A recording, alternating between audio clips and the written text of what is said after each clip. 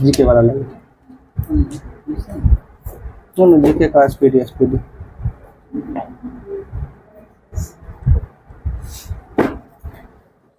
चलिए बताइएगा। तो प्रोड्यूसर गैस जो है क्या होता है, इसमें क्या क्या किसका किसका मिश्रण होता है? CO और N2 का मिश्रण होता है प्रोड्यूसर गैस। ठीक है, आगे बताना है एक्स किरणें किस प्रकार की किरणें होती हैं? एक्स रे जो होता है ये विद्युत चुंबकीय किरण होती है। आगे बताना प्रस्रव तरंग की आवृत्ति कितना से कितना होता है? 20,000। तो प्रस्रव तरंग की आवृत्ति जो है 20 हर्ट्ज से अधिक होता है। ठीक है, 20 किलो हर्ट्ज यानी 20,000 हर्ट्ज से अधिक होता है। आगे बताना है वाहनों में जो है स्नेहक तेल का प्रयोग जो है किसके लिए करते हैं? स्नेहक तेल का प्रयोग किसके लिए करते हैं? तो फ्रिक्शन यानी घर्षण को कम करने के लिए करते हैं। ठीक है, आगे बताना है पेंडुलम को चंद्रमा पर ले जाने पर उसकी अवधि में क्या होगा? बढ़ जाएगा। सही है। विद्युत चालकता की इकाई यानी यूनिट क्या होता है? विद्युत चालकता की इकाई क्या होती है? तो महो होता है, महो। ठीक है, आगे बताना है आदर्श वोल्ट मीटर का प्रतिरोधकता जो है कितनी होता है? अनंत हो जाएगा ना। असीमित असीमित असीमित का मतलब अनंत। ठीक है, आदर्श वोल्ट मीटर का जो है प्रतिरोधकता असीमित होगा ना, प्रतिरोध पूछ रहे हैं। ठीक है, अनंत हो जाएगा।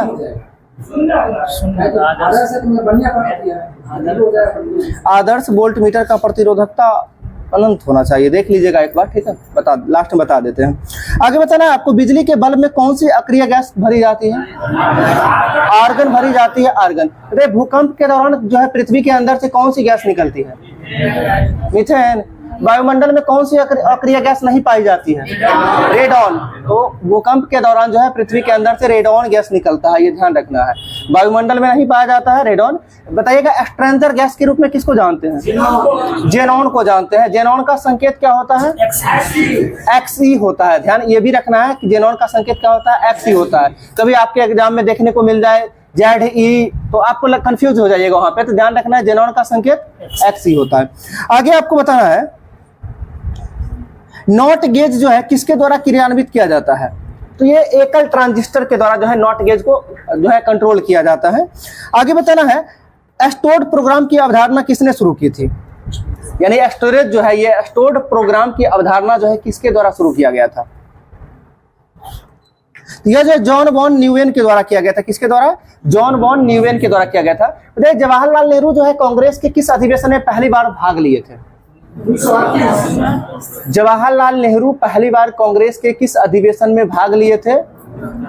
चलिए इसके साथ साथ 2-3 क्वेश्चन को जानते हैं। बिहार में प्रथम अधिवेशन कांग्रेस का कब आयोजित हुआ था? 1912। ठीक है, और 1912 के अधिवेशन की अध्यक्षता जो है किसके द्वारा किया गया था? राजेंद्र प्रसाद RN माधोलकर के द्वारा किया गया था 1912, जो कि कहाँ आयोजित किया गया था? पटना के बांकीपुर में। ध्यान रखना है। और इसी अधिवेशन में सर्वप्रथम JL नेहरू के द्वारा जो है JL नेहरू भाग लिए थे इसी अधिवेशन में। महात्मा गांधी सर्वप्रथम किस अधिवेशन में भाग लिए थे?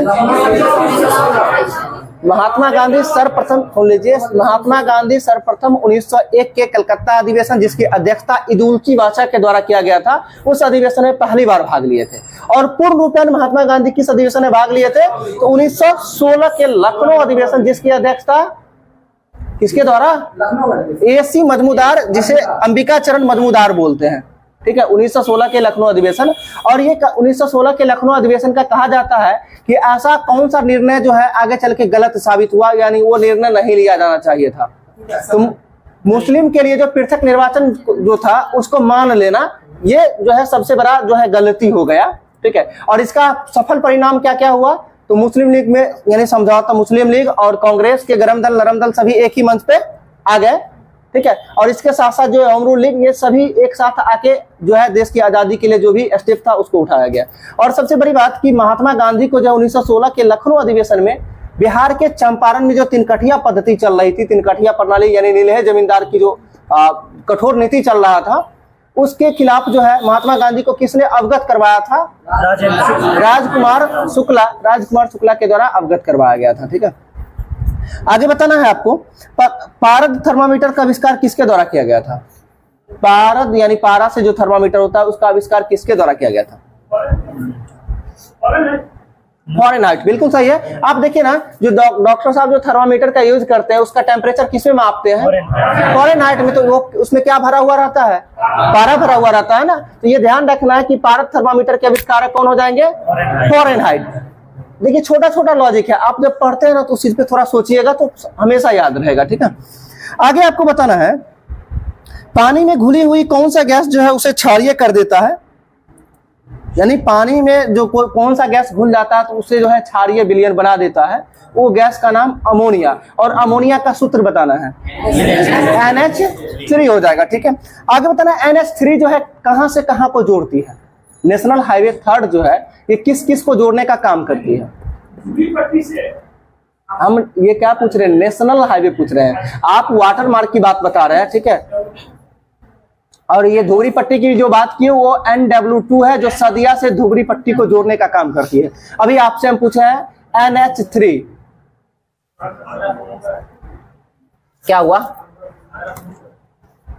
आगरा से मुंबई, बिल्कुल सही है। आगरा से मुंबई को जोड़ने का काम जो है NH3 करती है। आगे आपको बताना है किस किस NH को मिलाकर GT रोड नाम दिया गया है? 1 और 2। और GT रोड का जो है निर्माणकर्ता किसे माना जाता है? शेरशाह सूरी को माना जाता है। आगे आपको बताना है शेरशाह सूरी की मृत्यु कब होती है?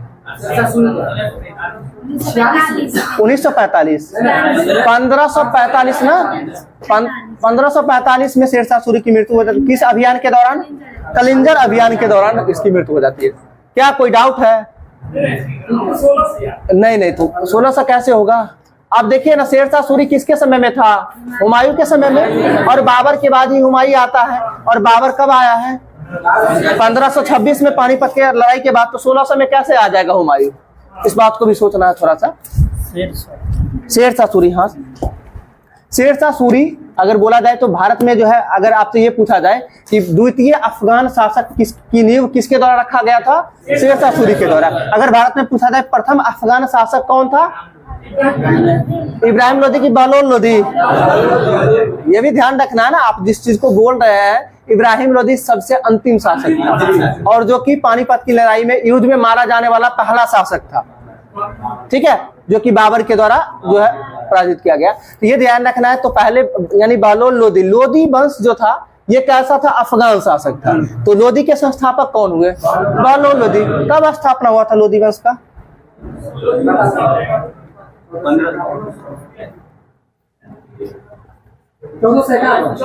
1451 से 1526 तक लोदी वंश चला था। ठीक है, ये ध्यान रखना है। देखिए थोड़ा छोटा छोटा चीज है, ये सब नहीं याद रखेंगे बहुत दिक्कत होगी एग्जाम में। ठीक है, चलिए दिल्ली सल्तनत की यदि बात करते, दिल्ली सल्तनत पे कुल कितने वंश ने शासन किया था? 5 वंश। कौन कौन?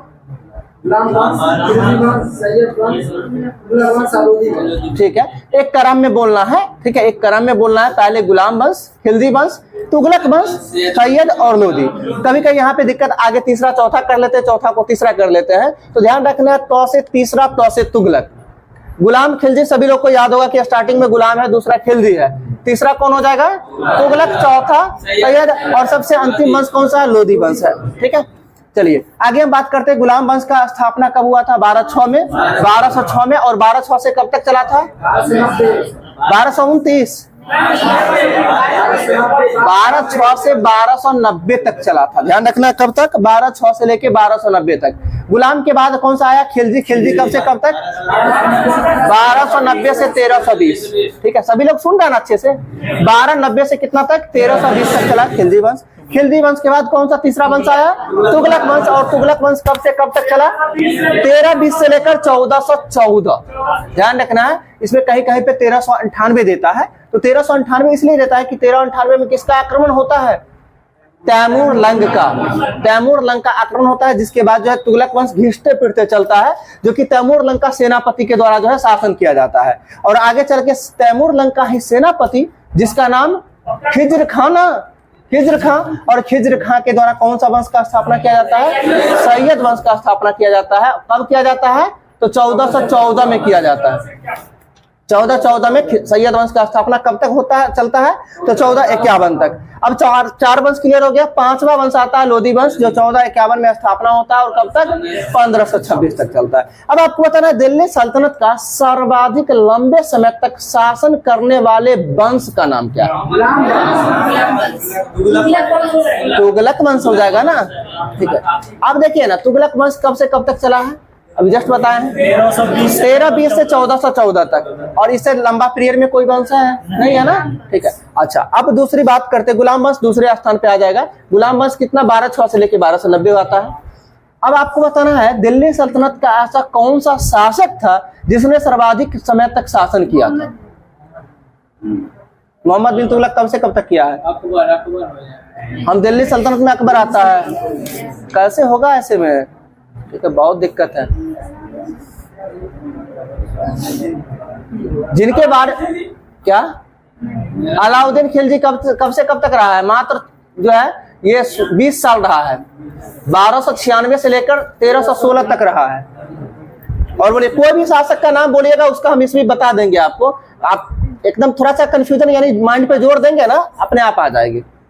और बोलिए कोई शासक का नाम, फिरोज शाह तुगलक, ये गलत है। फिरोज शाह तुगलक जो है यह 1351 से लेकर जो है, सॉरी 1351 बोलते, 1326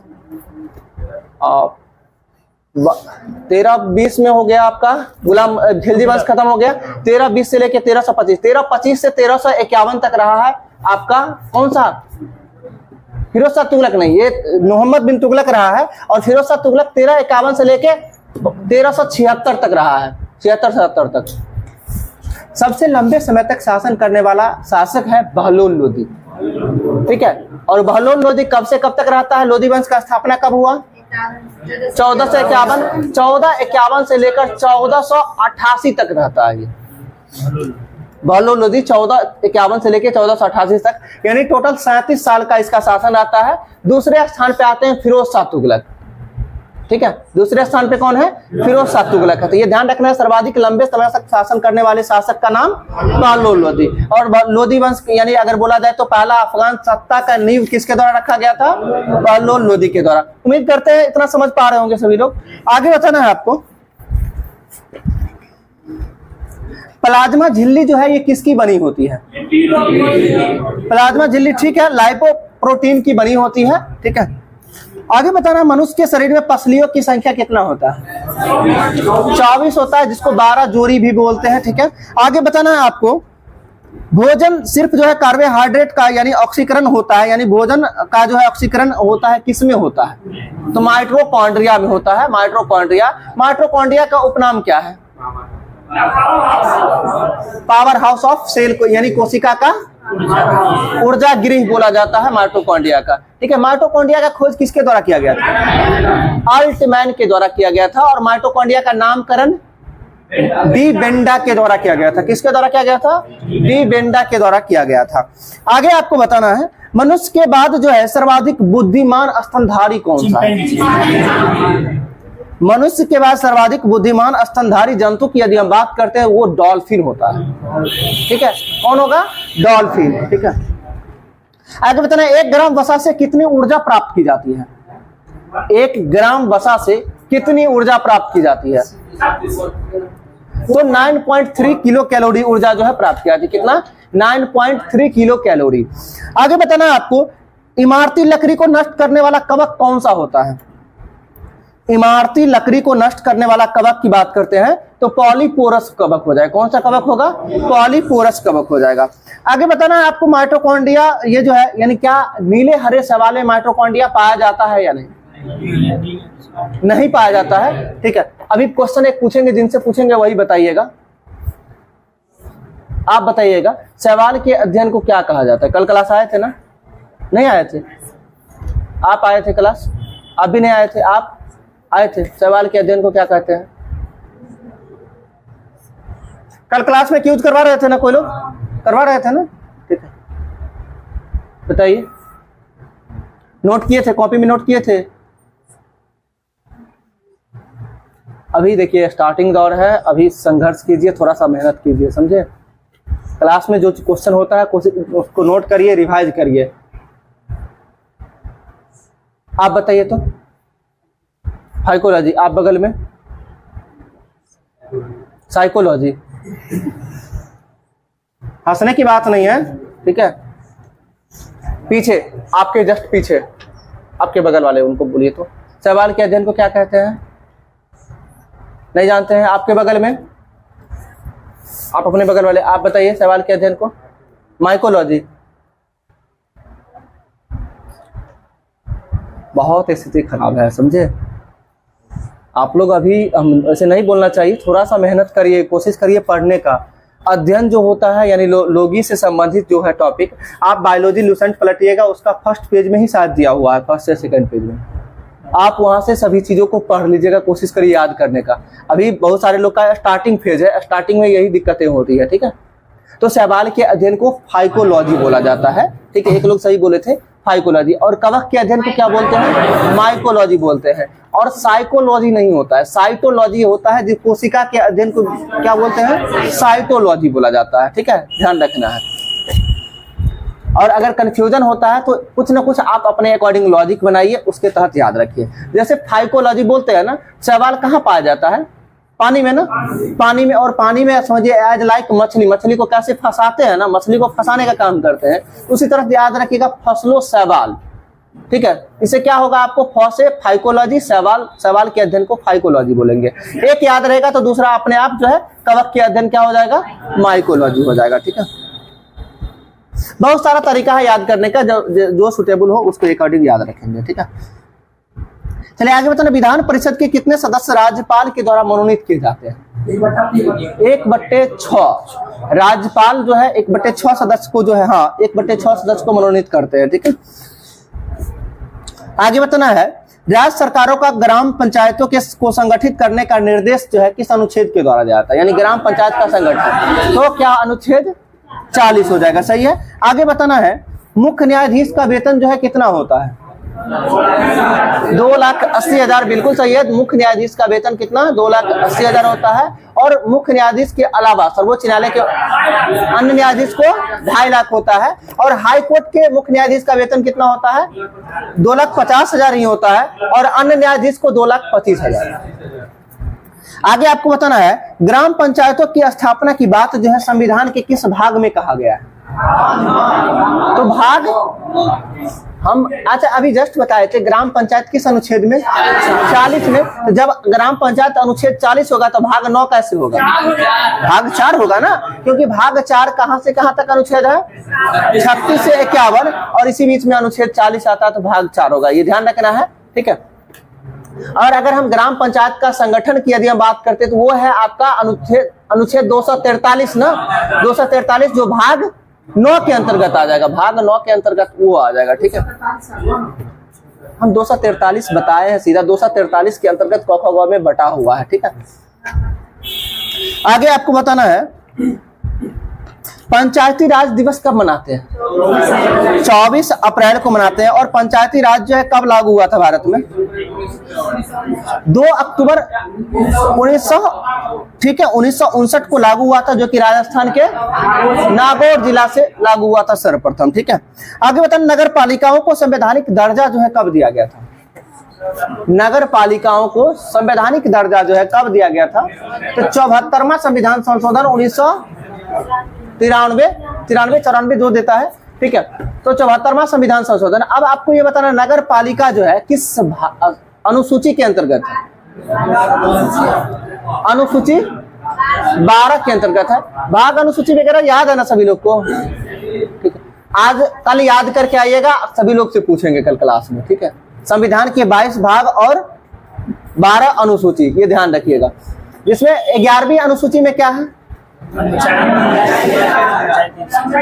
पंचायती राज, जिसमें कुल कितना विषय है? 29 विषय है। और भाग 12 अनुसूची 12 में कितना विषय है? 18 है। ध्यान रखना है, 12 में 18 और 11 में 29 है। आगे बताना है आपको, पंचायत स्तर पर जो है राज्य सरकार का प्रतिनिधित्व कौन करता है? ग्राम सेवक करता है।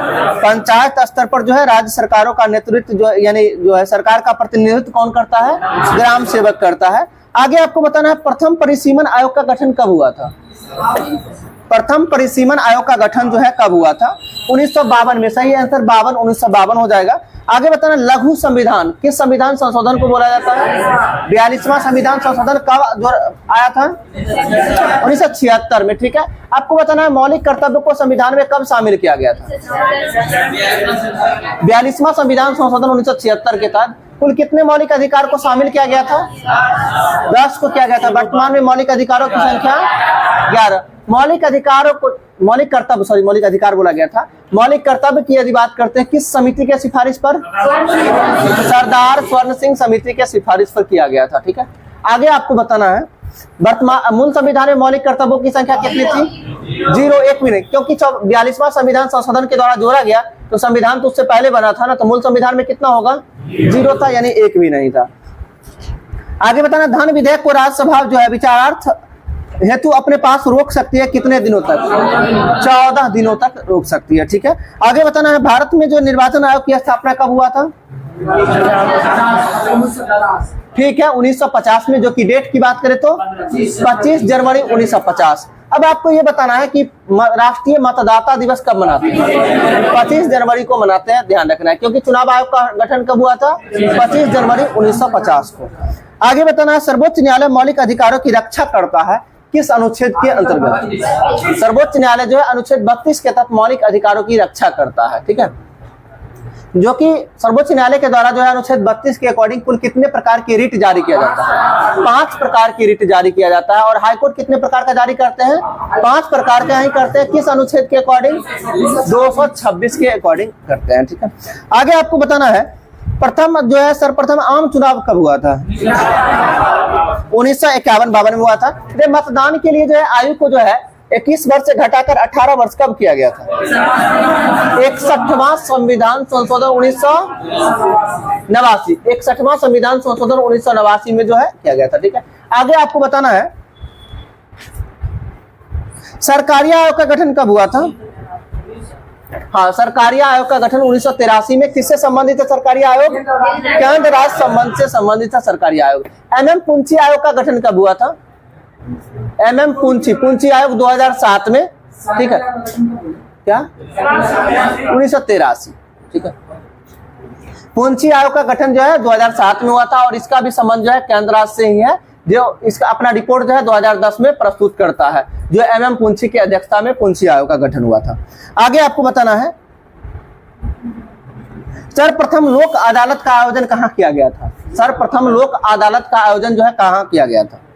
यह जो है गुजरात में किया गया था। कहाँ किया गया था? गुजरात में किया गया था, जो कि इसका कहाँ कब हो तो 1982 को किया गया था। रहेगा अंबेडकर जयंती कब मनाते हैं? 14 अप्रैल को मनाते हैं। सही है, आगे बताना काका कालेकर आयोग का गठन कब हुआ था? ये 1953 में हुआ था। कब हुआ था? 1953 में। आगे बताना सूचना के अधिकार अधिनियम राष्ट्रपति जो है कब स्वीकृति प्रदान किए थे? सूचना का अधिकार अधिनियम तो RTI जिसको बोलते हैं 2005, जो कि 15 जुलाई 2005। ठीक है, 15 जून सही होगा। कौन आदमी बोले थे जुलाई? हमसे हम पहले जून बोले हैं। ठीक है, हमें याद रहता है। देखिए होता क्या है कि बोलने के नहीं जून बोले उधर से जुलाई, कंफ्यूजन तो आ जाता है ना। अब उतना कॉन्फिडेंस से बोलिएगा तो होता ही है। आप लोग की तरह हम कंटिन्यू पढ़ नहीं रहे हैं। ठीक है, तो 15 जून 2005 राइट टू इंफॉर्मेशन यानी सूचना के अधिकार। अगर राइट टू एजुकेशन की बात करते हैं शिक्षा का अधिकार, कब? 2010 ना, 9 में आया है, 10 में लागू हुआ है। 10 में लागू हुआ है। ठीक है, क्या कोई दिक्कत? ठीक है, आगे बताना है आपको सूचना के अधिकार की परिपाटी में अग्रणी व्यक्ति कौन थे? इसको लागू करवाने में अग्रणी व्यक्ति अरुणा राय हो जाएंगे। कौन हो जाएंगे? अरुणा राय हो जाएंगे। ठीक है, आगे बताना है आपको विश्व में एकमात्र तैरता हुआ नेशनल पार्क जिसका नाम किबुल लामजाओ नेशनल पार्क, जो किस राज्य में है? मणिपुर में है। मणिपुर में है। ठीक है, आगे बताना सूरीनाम का जो है पुराना नाम क्या था? Dutch Guyana. डच गुयाना का नया नाम सूरीनाम कर दिया गया है। ठीक है, आगे बताना है चक्रवात जो आता है वो किस दाब के कारण? निम्न दाब या उच्च दाब के कारण? तो चक्रवात निम्न दाब के कारण आता है और प्रति चक्रवात उच्च दाब के कारण आता है। ठीक है, आगे बताना है सिपाही विद्रोह या स्वतंत्रता संग्राम कब हुआ था? 1857 बताया। 1857 की क्रांति का प्रतीक चिन्ह क्या था? रोटी और कमल था। ठीक है, आपको बताना है 1857 की क्रांति से संबंधित आयोग यानी जांच आयोग का नाम क्या था?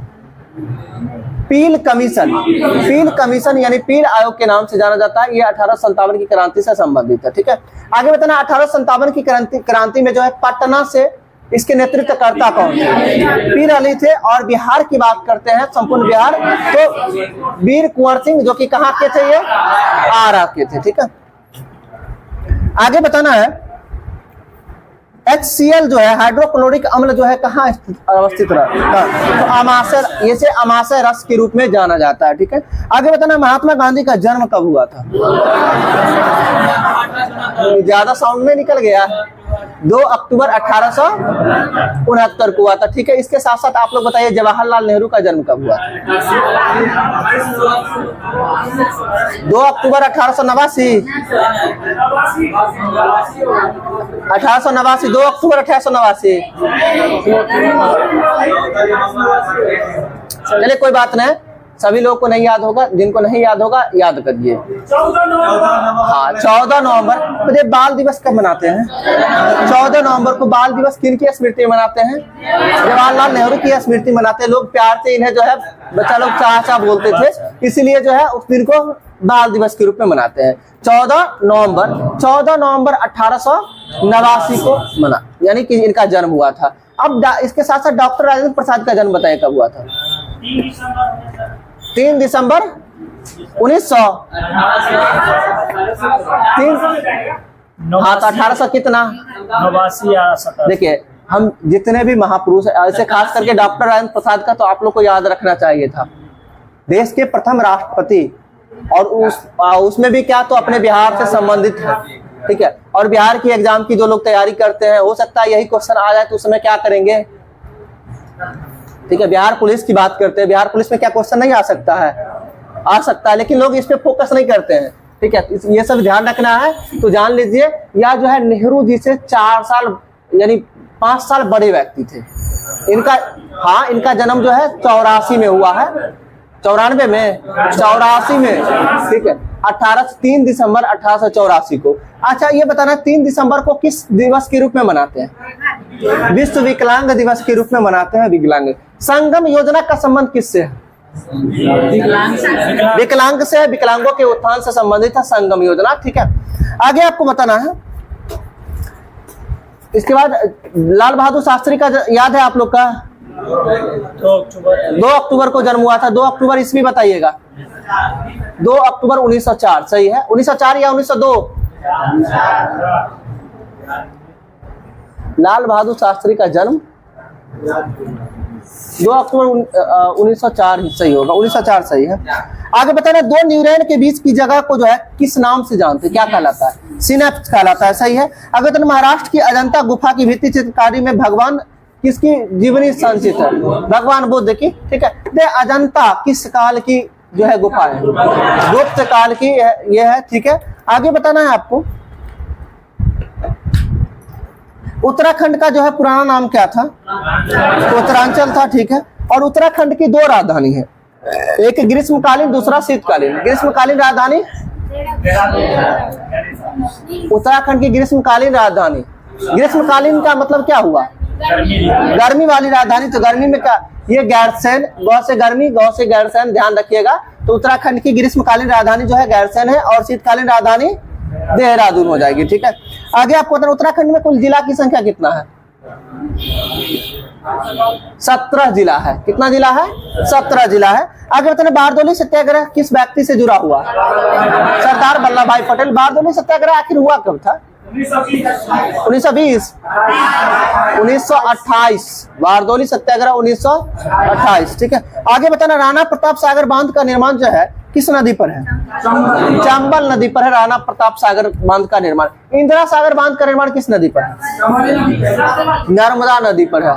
इंदिरा सागर बांध नर्मदा नदी पर। ठीक है, ये हम जानते हैं सभी राणा प्रताप सागर और गांधी सागर बांध ये सभी जो है चंबल नदी पर स्थित है, लेकिन इंदिरा सागर एक अपवाद में ये किधर आ जाएगा, नर्मदा नदी पर स्थित है। आगे बताना, सापेक्षता का सिद्धांत किसके द्वारा दिया गया था? अल्बर्ट आइंस्टीन के द्वारा दिया गया था, सही है। आगे बताना, हॉटमेल के सृजनकर्ता, हॉटमेल के सृजनकर्ता कौन है? साबिर भाटिया हो जाएंगे, सही है। आगे बताना, सिरका यानी किस अम्ल का जो है वाणिज्यिक नाम है? सिरका किसका?